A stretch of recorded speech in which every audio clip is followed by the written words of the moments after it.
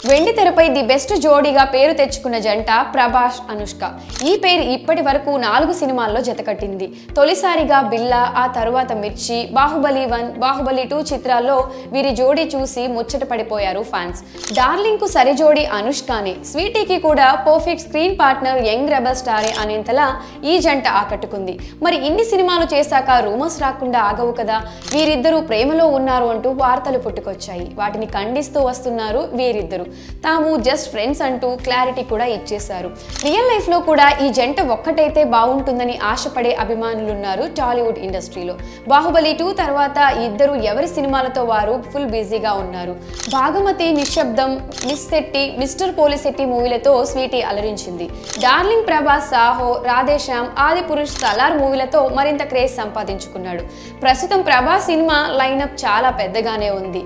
రాజా సాబ్, కల్కి, స్పిరిట్, సలార్ 2 సినిమాలతో పాటు అను రాఘవపూడితో మరో సినిమాకి ఓకే చేస్తున్నట్లు వార్తలు వినిపిస్తున్నాయి.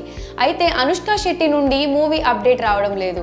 అయితే దీనికి కారణం బరువు పెరగడమేనన్న వార్తలు కూడా వినిపిస్తున్నాయి. కానీ బ్రేక్ తీసుకోవాలనుకున్నానని, అందుకే నటించడం లేదంటూ క్లారిటీ ఇచ్చింది అనుష్క. యూవీ క్రియేషన్ లో మిస్టర్ శెట్టి, మిస్ పోలిశెట్టి మూవీతో అలరించిన అనుష్క మలయాళంలో కథనార్ అనే సినిమా తీస్తోంది. ఇప్పటికే షూటింగ్ పూర్తి చేసుకుని పోస్ట్ ప్రొడక్షన్ వర్క్ స్టార్ట్ అయింది. 10 రోజుల పాటు ఒడిశాలో షూటింగ్ కూడా జరిగింది. ఈ సినిమా గురించి ఎటువంటి సమాచారం బయటకు రాకూడదని భారీ భద్రత కల్పించారని కూడా తెలుస్తోంది. ఈ క్రమంలో మరో వార్త బయటకు వస్తుంది. క్రిష్ మూవీతో పాటు యూవీ క్రియేషన్ లో మరో కొత్త చిత్రం షురూ చేసినట్లు ఇండస్ట్రీలో టాక్ నడుస్తోంది. ఇందులో ప్రభాస్ సరసన అనుష్క నటిస్తోందని గుసగుసలు వినిపిస్తున్నాయి. అదే నిజమైతే 6 ఏళ్ల తర్వాత మోస్ట్ వాంటెడ్ రీల్ కపూర్ మరోసారి జతకట్టున్నట్లు అర్థమవుతుంది. అధికారిక ప్రకటన వచ్చే అవకాశాలున్నట్లు కూడా తెలుస్తోంది.